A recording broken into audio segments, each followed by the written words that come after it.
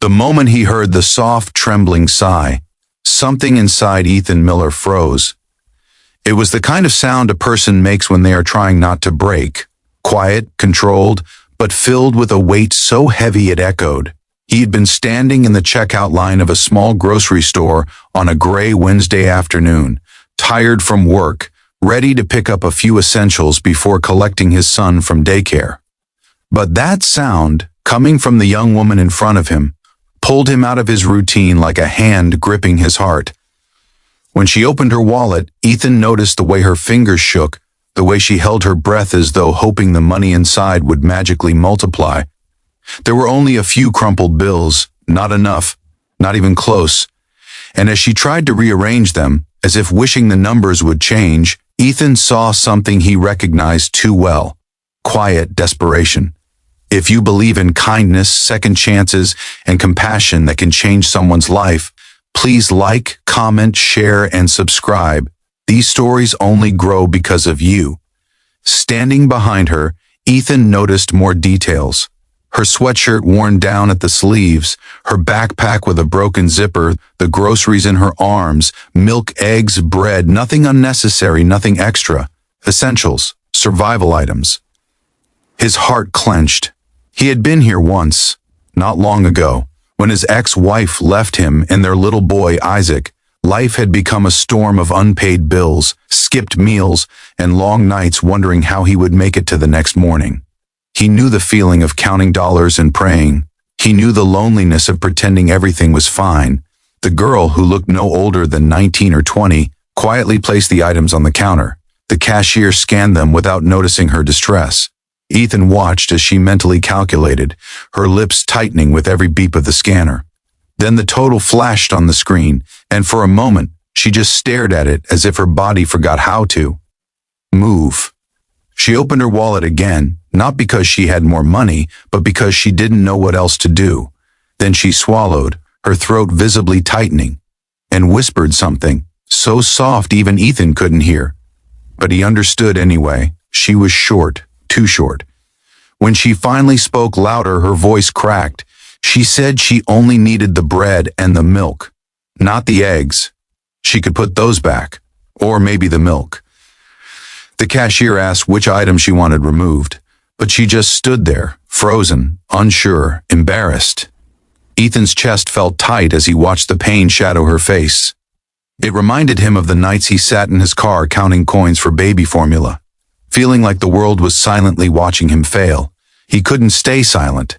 He stepped forward, but before he could say anything, she pressed her hands against her eyes as if afraid tears were about to fall. She took a shaky breath, trying to steady herself, trying to swallow a storm without letting anyone see. And that, more than anything, made Ethan's hands tremble, because he knew that kind of strength, the kind that breaks you quietly. Ethan reached into his pocket, not even thinking twice.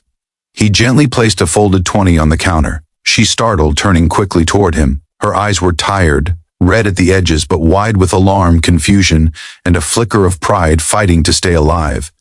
Ethan gave her a small, reassuring smile, softening his voice as much as he could. He told her that she didn't have to put anything back, but she shook her head, insisting she didn't want charity. He could tell she meant it. Many people would have walked away, but Ethan understood the shape of her struggle. He knew pride didn't come from arrogance. It came from wanting to prove to yourself that you could still stand. He leaned closer, speaking quietly so no one else would hear. He told her he had been where she was, that people had once helped him, and that he wanted to pass it forward. He wasn't judging her. He wasn't pitying her. He just wanted to help. Her lips quivered. She looked at the food again, then at him. Her shoulders dropped slightly, the tension loosening. She nodded, just once, small and hesitant. And when she whispered thank you, Ethan felt something shift inside him, like he had just given more than money, like he had offered a lifeline he once desperately needed. As the cashier bagged the groceries, Ethan noticed she was gripping her wallet tightly, as if embarrassed about what he might think of her. He had no idea her name, where she came from, or why she was struggling, but as she turned to leave, he noticed something else. Her exhaustion wasn't physical, it was emotional, the kind that came from fighting battles alone. Outside the store, Ethan saw her again. She was standing near the parking lot, staring at the ground as if unsure where to go. Her groceries sat at her feet. A cold wind moved her hair across her face, but she didn't brush it away. She looked lost, not geographically, but in life. Ethan approached carefully, not wanting to scare her. She looked up, startled again. He apologized softly for bothering her, but asked if she was okay. She gave a half smile, the kind people give when they want to appear strong but can't quite hide the cracks. She told him her name was Hannah Ross. She had moved to the city a few months ago for school, but things hadn't gone as planned. Her mother had gotten sick back home. Medical bills piled up, work hours got cut. Financial aid was delayed. She'd been skipping meals, working late shifts, and trying to hold herself together. The last week had been the hardest. She had barely eaten. She said it quietly, almost ashamed. Ethan felt that ache again, the familiar one that came from wanting to take someone else's suffering, if only for a moment. He listened without interrupting. Her voice wavered as she spoke, but she kept talking, as if she had held everything in for too long. When she finished, she apologized for saying too much. Ethan shook his head and told her she didn't owe him an apology for being human. She bit her lip and looked away, wiping her eyes quickly.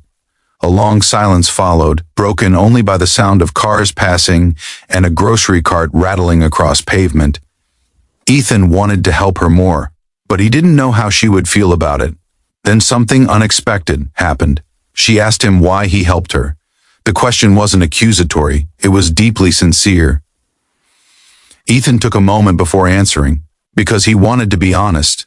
He told her about the months after his wife left, how he felt like he was drowning financially and emotionally, how he used to sit in the dark after putting Isaac to bed, wondering if he was failing as a father, how one evening, a stranger in a grocery store had paid for Isaac's formula when Ethan's debit card declined. That small act saved him, not financially but emotionally. It reminded him he wasn't alone. He said he wanted to give someone else that same reminder. Hannah stared at him, stunned.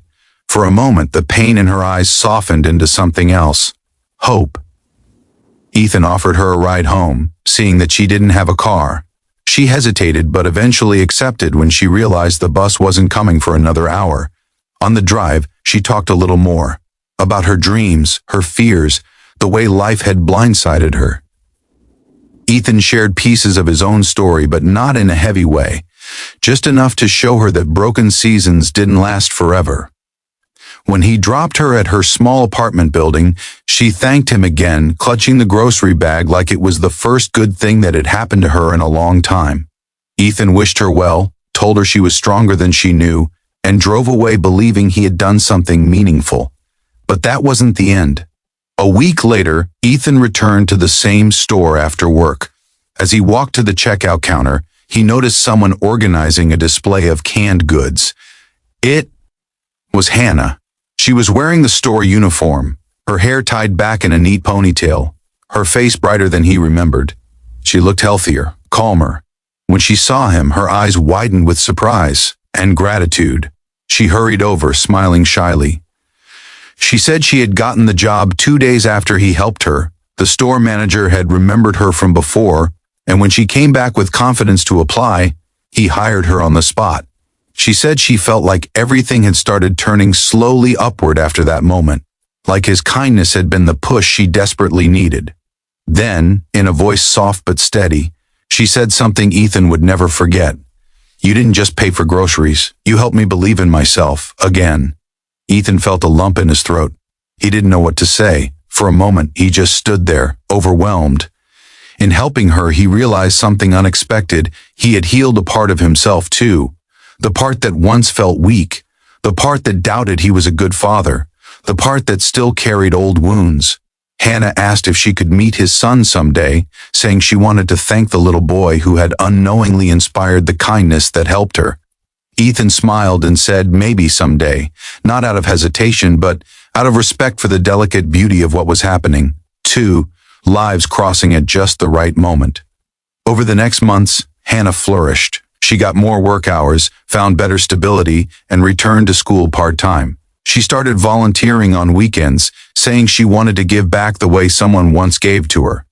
Ethan and Hannah became quiet friends, not constantly in each other's lives, but always connected by something deeply human and uniquely powerful, kindness in a moment of crisis.